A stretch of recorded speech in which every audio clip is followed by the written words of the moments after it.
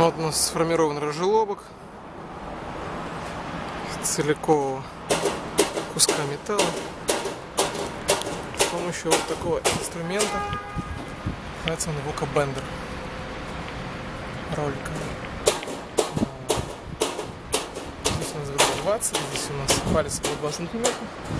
И уже будем монтировать вот сюда, в это место, в разжелобок.